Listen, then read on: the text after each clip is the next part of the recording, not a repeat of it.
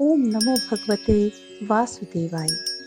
हरे कृष्णा, राधे राधे।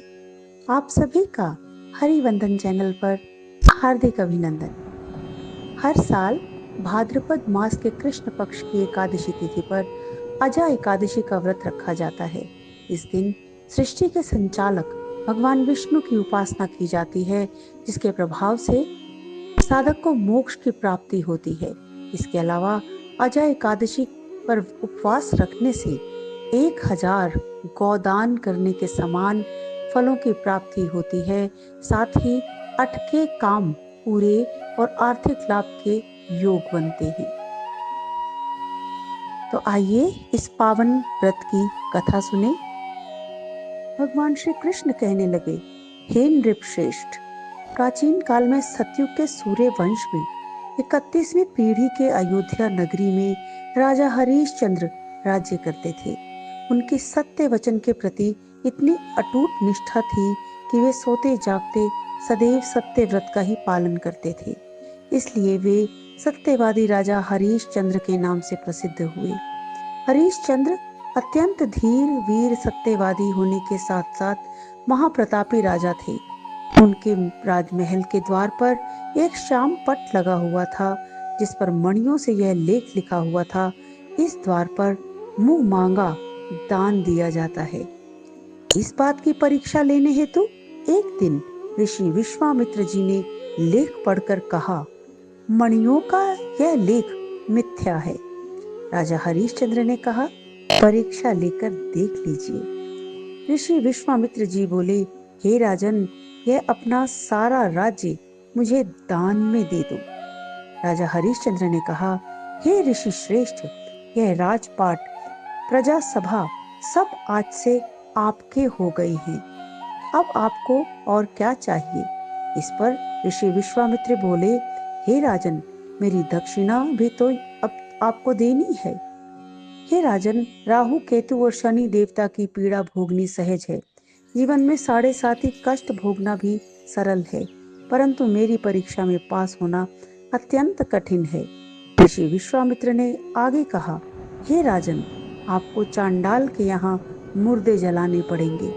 यदि आपको इन अत्याचारों का भय नहीं है, तो यह सब मुझे दान में देकर मेरे साथ काशी चलो। राजा ने धर्म का सत्कार करके अपना सारा राजपाट ऋषि विश्वामित्र को दान कर दिया और दक्षिणा चुकाने के लिए अपनी पत्नी, पुत्र तथा स्वयं को दास के रूप में बेच दिया। राजा शमशान में चांडाल का दास बनकर अपने लिखे सत्य वचन का पालन करता रहा। वह मृतकों के वस्त्र एकत्रित करता, शमशान की चौकीदारी करता, मगर किसी प्रकार भी सत्य से विचलित नहीं हुआ। वह मृतकों के वस्त्र एकत्रित करता, शमशान की चौकीदारी करता, मगर किसी प्रकार भी सत्य वचन से विचलित नहीं हुआ। इतने कष्टदायक काम से भी उसने सत्य वचन को नहीं छोड़ा। सत्य वचन को नहीं छोड़ा। इस प्रकार चांडाल की दास्ता करते हुए उनके कई वर्ष बीत गए। एक बार राजा हरिश्चंद्र गहरी चिंता में डूबे हुए अपने मन में इस कर्म से दुखी हो इससे मुक्त होने का उपाय सोचने लगे। तभी महर्षि गौतम उस क्षेत्र से निकले। राजा ने उनके चरणों में प्रणाम किया और हाथ जोड़कर अत्यंत दुख भरी संपूर्ण कहानी सुनाई। महर्षि गौतम राजा की चिंताजनक कहानी सुनकर स्वयं भी बहुत दुखी हुए। गौतम ऋषि बोले, हे राजन, कल्याणमयी अजा एकादशी भादों के कृष्ण पक्ष में आ रही है।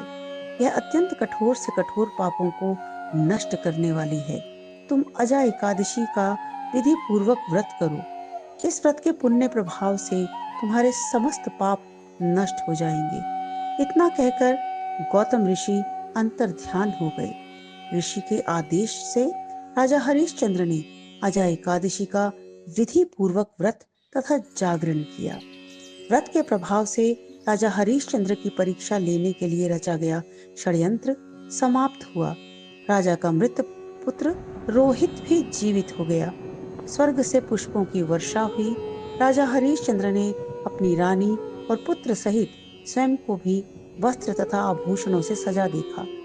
पुण्यदायी अजा एकादशी के व्रत के प्रभाव से उन्हें पुनः राज्य मिल गया। वह अपने परिवार सहित सुखपूर्वक राज्य कर अंत में स्वर्ग धाम को प्रस्थान कर गए। हे राजन, इस प्रकार अजा एकादशी के प्रभाव से राजा हरिश्चंद्र षड्यंत्र से मुक्त हो गए। यह कथा ब्रह्म वैवर्त पुराण में वर्णित है। तो बोलिए श्री लक्ष्मी नारायण भगवान की जय। इस तिथि के दिन बादाम और छुआरे का सागार होता है।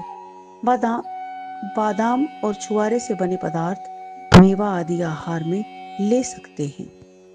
श्रीमन्नारायण नारायण हरि हरि, श्रीमन्नारायण नारायण हरि हरि।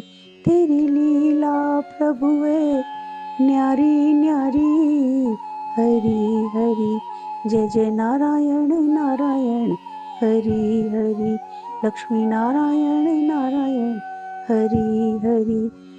तो हरि नाम लेते रहें और आगे भी चैनल से जुड़े रहने के लिए और हिंदू धर्म के बारे में ज़्यादा से ज़्यादा जानकारी प्राप्त करने के लिए चैनल को सब्सक्राइब कर लें और कमेंट बॉक्स में जय श्री हरि लिखना ना भूलें। जय श्री।